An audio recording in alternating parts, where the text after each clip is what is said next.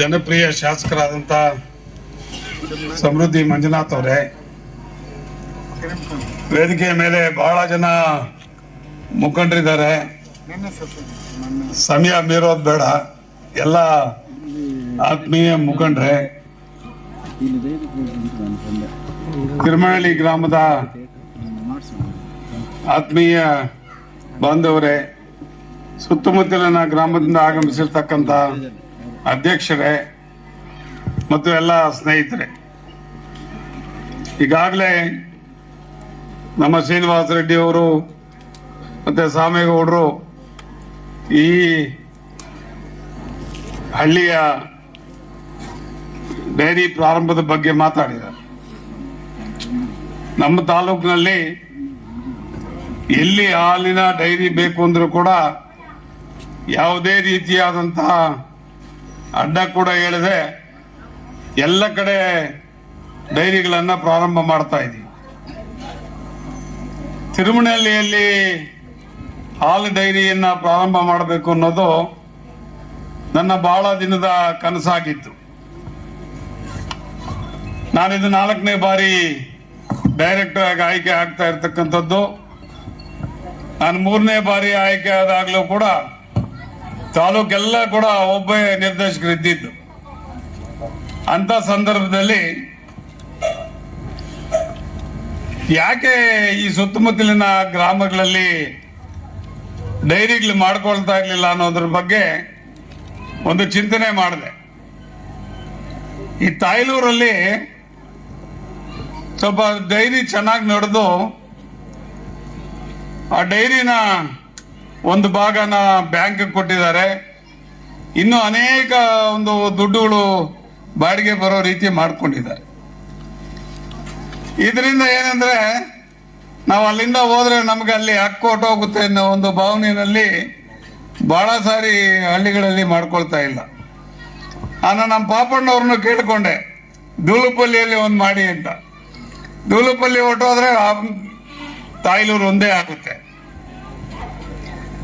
ಯಾಕೆ ಪ್ರತಿ ಊರಿನಲ್ಲೂ ಡೈರಿ ಇರಬೇಕು ಅಂತಂದ್ರೆ, ಇಲ್ಲಿಂದ ತಾಯ್ಲೂರಿಗೆ ಹಾಲು ತಗೊಂಡೋಗಿ ಹಾಕೋದು ಬಹಳ ಕಷ್ಟ.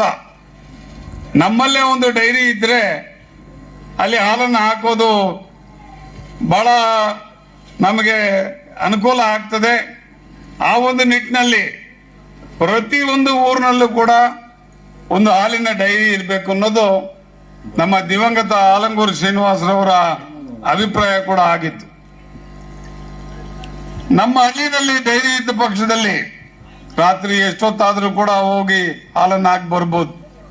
ಚಿಕ್ಕ ಮಕ್ಕಳು ಕೂಡ ಹೋಗಿ ಹಾಲನ್ನು ಹಾಕಿ ಬರ್ಬೋದು. ವೃದ್ಧರು ಕೂಡ ಹೋಗಿ ಹಾಲನ್ನು ಹಾಕಿ ಬರ್ಬೋದು.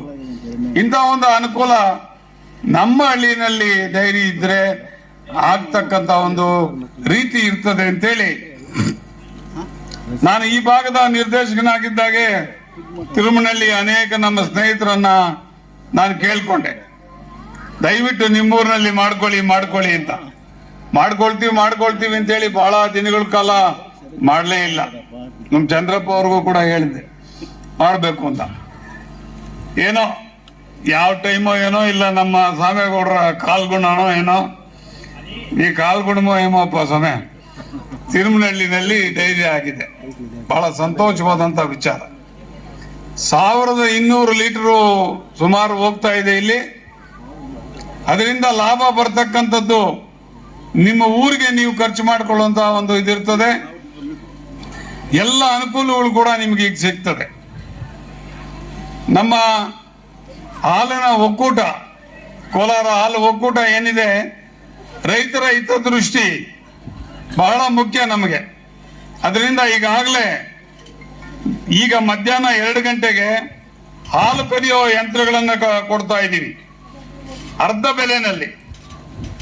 ಮತ್ತೆ ನಾವು ಚಾಪ್ ಕಟರ್ಸ್ ಅಂದ್ರೆ ಮೇವನ್ನ ಕತ್ತರಿಸುವಂತ ಯಂತ್ರಗಳನ್ನು ಕೂಡ ಕೊಡ್ತಾ ಇದ್ದೀವಿ ಹತ್ತಿರದಲ್ಲೇ. ಮತ್ತೆ ಮ್ಯಾಟ್ಗಳನ್ನ ಕೂಡ ಸಬ್ಸಿಡಿ ದರದಲ್ಲಿ, ಅರ್ಧ ದರದಲ್ಲಿ ಮ್ಯಾಟ್ಗಳನ್ನ ಕೊಡ್ತಾ ಇದ್ದೀವಿ.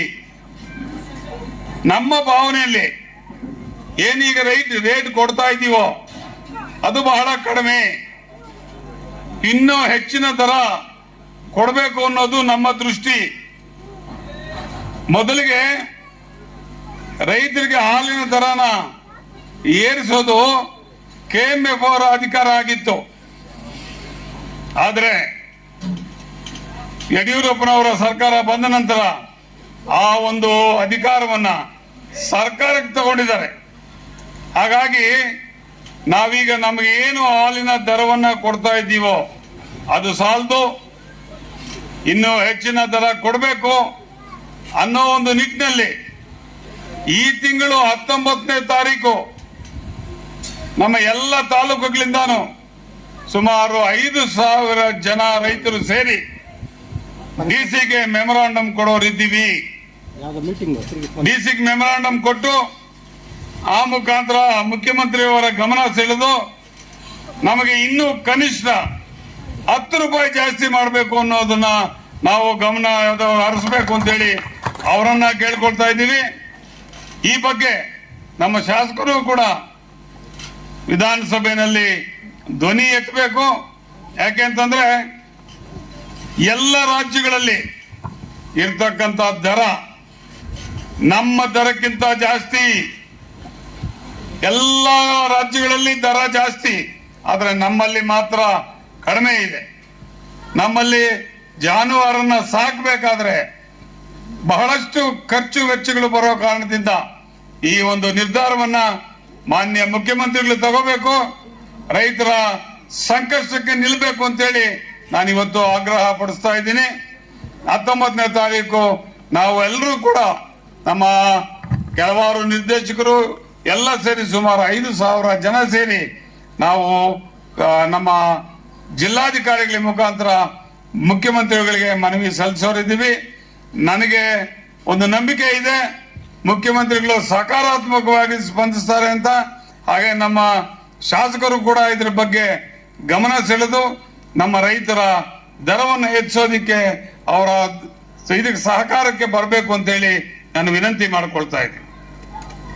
ನಿಮ್ಗೆಲ್ಲ ಗೊತ್ತಿದೆ, ಮಳೆ ಹೋಯ್ತು, ಟೊಮೊಟೊ ರೇಟ್ ಇಲ್ಲ, ಯಾವುದೇ ಪದಾರ್ಥಕ್ಕೆ ಈಗ ನಮ್ಮ ಸತ್ಯನ ಹೇಳ್ತಾ ಇದ್ದೆ ಇವತ್ತೇನು 500 ಮಾಡಿಬಿಟ್ಟಿದ್ದೀನಿ ಅಂತ. ಇದೇ ಎಲ್ಲ ಆಗೋದ್ಮೇಲೆ ಮಾಡ್ತಾರೆ.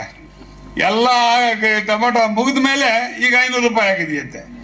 ಎಲ್ಲ ಹೋದ್ರು, ಎಲ್ಲ ಮನೆಗಳಿಗೆ ಹೊಟ್ಟೋದ್ರು, ಎಲ್ಲ ಖರ್ಚು ಮಾಡಿ ಆ ಖರ್ಚಿನ ಹಣ ಕೂಡ ಬರದೆ ಇದರಲ್ಲಿ ನಾವು ಸೇರಿದ್ದೀವಿ.